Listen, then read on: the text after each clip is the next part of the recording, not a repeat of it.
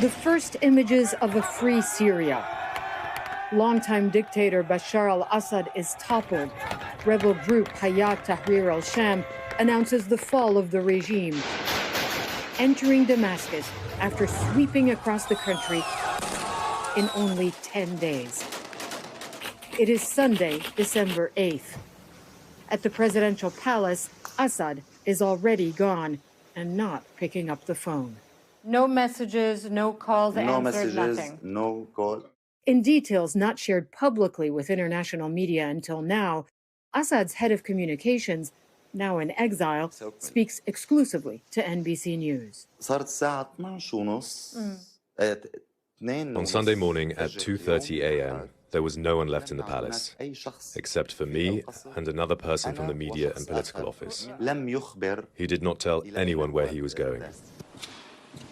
We now know Assad fled to Russia that Sunday before sunrise, and that the palace had lied to the Syrian people at 6:58 p.m. the night before he fled, announcing in a statement Bashar al-Assad is assuming his work from Damascus.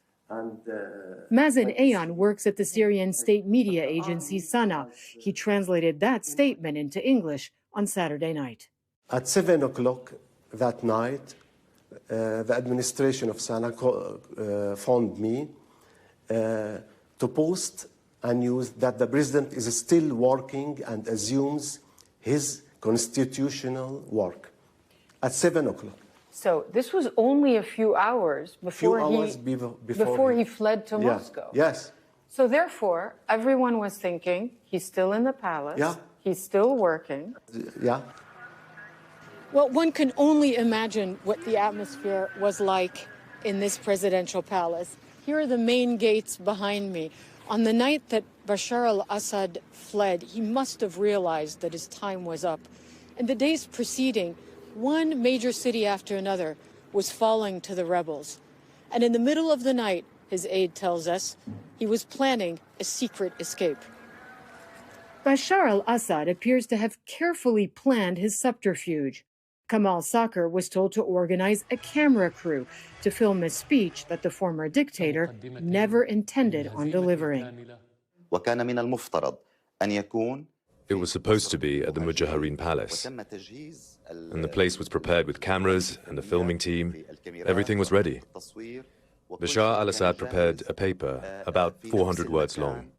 Instead, Sakr says, the former president fled to Hmeimim Air Base and in the early hours of Sunday boarded a flight to Moscow. Sunday, December 8th, around midday, rebels are now fully in charge. But how did the Assad dictatorship fall so quickly? It all started November 27th, the rebels first taking Aleppo.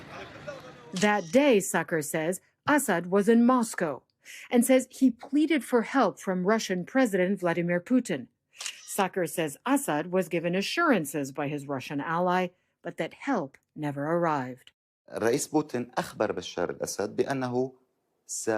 Putin told Bashar al-Assad that he would request securing Iranian military aid by air. The following day, November 28th, Assad returns to Damascus, but the Iranians, his other ally, don't come to his rescue either. The dominoes are now falling at lightning speed. December 5th, the city of Hama falls to the rebels. Sakr says Assad tries to reach Putin, but says his calls go unanswered. The Russian president is on a visit to Belarus. He tried calling him directly. Yes. And what happened? It didn't happen. So he didn't answer? Yes. Saturday, December 7th, the city of Homs falls as well. Sakr says Iranian envoy Ali Larijani is in Damascus. Assad attends the meeting without aides or staff. Is this when the message was conveyed that Iran would not come to the dictator's aid? It's not only Iran, Hezbollah and Russia, but the Syrian army itself as well. We are talking about tens of thousands of soldiers and officers. None of them were willing to fight. I believe that after the opposition took control of Homs, he realized he had to go. The following night, the stunning news that Assad was gone for good was broadcast from the loudspeaker of a Damascus mosque and made it all the way to Mazen Ayan's bedroom. At 3 o'clock, I woke up and the sounds of shootings, bullets, yeah. So you didn't get the news from anything official? No. You just opened your window and looked outside? Looked outside. The soldiers took off their suits. Oh, you saw them removing their uniforms? Yes. Soldiers we spoke to confirmed that their commanders had vanished, leaving them abandoned to their fates. The regime finally collapses. Russian troops withdraw from the country, and Iran deserts its longtime ally. Rebel leader Ahmed al-Sharaa reaches the capital. It is Sunday, December 8th, and he now occupies the same palace Bashar al-Assad had ruled from for decades. Syrians now collectively holding their breaths and hoping these new leaders will keep their promises of freedom. Hala Gorani, NBC News, Damascus. Thanks for watching. Stay updated about breaking news and top stories on the NBC News app or follow us on social media.